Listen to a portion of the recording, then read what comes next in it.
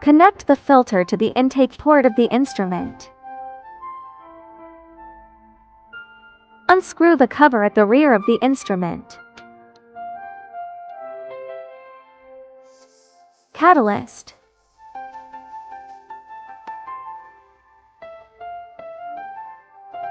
Pour the catalyst into the instrument.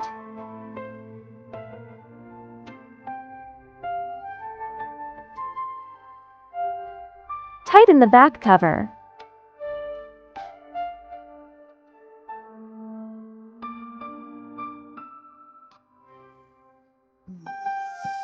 Press the power button to turn on the device. After the instrument is powered on, it will perform initialization. Wait for 300 seconds.